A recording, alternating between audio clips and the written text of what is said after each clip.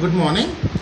In our previous session, we have discussed how to soften the water, that is, how to convert hard water into soft water.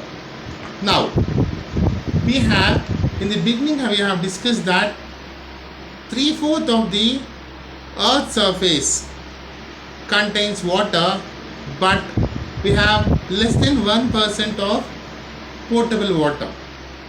Can we convert the saline water into potable water? Is it yes or no? The question is yes. And what is the process? The process is reverse osmosis. What is reverse osmosis?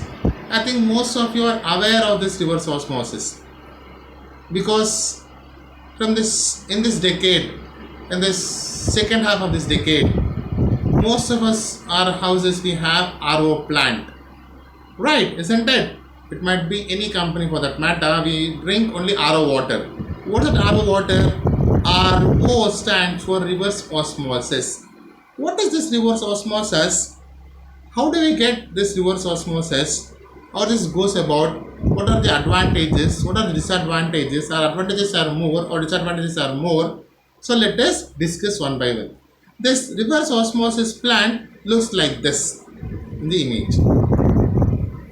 So, as I told you, reverse osmosis is commonly referred as RO. It is the process of deionizing or demineralizing the water by pushing the water to the semi-permeable membrane by applying external pressure.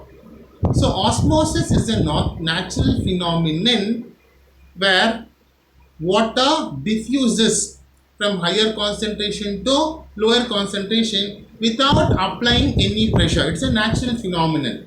Whereas reverse osmosis, to reverse the process of osmosis, we need to apply energy to the more saline solution.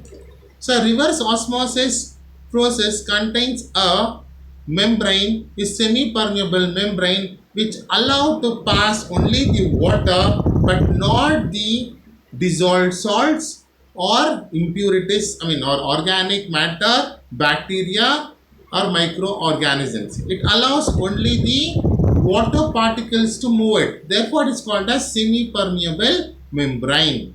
So why, since it is reverse, since the osmosis is reversed, we are applying some pressure. We are pushing the water to move, solvent particles to move to the semi-permeable membrane. So since we are pushing, some pressure is exerted, right? So how much pressure is exerted? So that pressure should be greater than the exerting osmotic pressure. So usually applied pressure will be from 400 to 540 psi. Okay, so the applied pressure should be greater than naturally existing osmotic pressure. Only then reverse osmosis is possible. So normally the reverse osmosis plant occurs like this. So left hand side, the green color, the salt water, the saline water. Right hand side is the fresh water. In between the salt water and the fresh water, we have introduced the semi-permeable membrane. So now we are going to exert the pressure. So this is, we are going to exert the pressure when you push, okay, the saline water. We are going to exert the pressure on the saline water. The pressure, the applied pressure should be greater than the osmotic pressure. When the applied pressure is greater than the osmotic pressure, only the only the solvent particles, only the water will pass through the semi-permeable membrane, leaving behind the salt, NaCl, maybe bacteria, maybe any dissolved salts, etc. Okay, so it moves towards the fresh water. It will not allow anything, any contaminants either than water. So here the reverse osmosis, we are going to exert the pressure. So this is how we work. We are going to feed the water from one side, and we have the semi-permeable membrane. So through semi-permeable only water flows, and the whatever rejected water will be taken down. So the low contamination water of salts is called as premate water.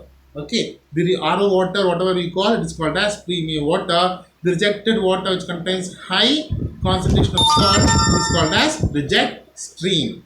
Okay, so now the desalinated water or demineralized water or deionized water is called as premate water or product water. So the water which carries high concentration of contaminants, it does not pass through the RO water, is called as reject water, as I told you. So it's very very important to know that. So the only the water molecules will pass through and not the salt content. So, what are the contaminants will reverse osmosis remove from water? So, what are the reverse osmosis that is semi-permeable? What are the particles which can enter the semi-permeable, which will not enter semi-permeable? Let us discuss.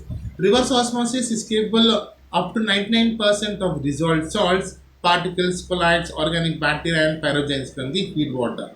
An RO membrane rejects contaminants based on size and charge. So if the molecular weight is greater than 200, so the RO, the semi-permeable plane, will not allow. So the particle size should be less than 200. The molecular weight should be less than 200. If it is greater than 200, it will not allow. And so if it is ionic, so the greater the ionic charge, the contaminant, it will not allow. And the dissolved gases, so the semi-permeable membrane will allow the dissolved gas. It is not capable of filtrating the dissolved gases. So if it contains carbon dioxide dissolved form, it will allow the dissolved gas to penetrate. Okay, so reverse osmosis is effective in treating brackish, surface and groundwater for both large and small flow applications. So applications: desalination of brackish water, desalination of seawater, desalination of ultra pure water, and wastewater treatment. So, so it is having so many applications, but still it has some disadvantages too. So the main disadvantages of this RO plant is wastage of water. So household RO units use a lot of water because they have low back pressure. Since the pressure is less, so we are supposed to apply the pressure greater than osmotic pressure. Since the applied pressure is less, lot of water is being wasted. So as a result, so if you want to get 5 liters, 5 to 15% of water, as a result, they recover only 5 to 15% of the water entering the system. The remaining is discharged. It is waste. So when you are feeding 100 liters, only 15 liters of water you are going to get as the product. Remaining is going into the drains. So in the RO water, which is installed for commercial purpose, so if you want to get 5 gallons of water per day, so it may discharge 40 to 90 gallons of water into septic tanks, into drain. So it is not that water can be used for agriculture. It is not used for agriculture, it is not used for any other purpose. As we know, there is shortfall of water, but still we are using 40 to 90 gallons of water, we are wasting just for sake of 5 gallons of pure water. We are wasting for 40 to 90 gallons of water. The water, whatever RO water is so called RO water, it is demineralized. All natural minerals are removed and we are going to add artificial minerals into it. So large scale industries, municipal systems have a production efficiency to closer to 48% because they can generate the high pressure needed for filtration. So only the municipal and industries have a closer to 48%. It is not even 50%. Our efficiency is not even 50%, 48% because they can generate the pressure. What pressure? The applied pressure should be greater than osmotic pressure. That can be achieved only by industries and municipal system. So because of that, the efficiency of RO is 48%. Otherwise, even that is also low. So RO, so-called pure water, it not only wastes the water, but is removing the minerals, natural minerals from water and is giving added minerals. So next time when you consume the RO water, just think, is it necessary to consume the RO water? By wasting so many, if you want to get 1 liter of water, 4 liters is wasted. That is completely, I mean, second thing. Other thing is natural minerals are removed and artificial minerals are added, due to which you're going to get joint pains, muscle pains, etc. At the younger age itself. Thank you.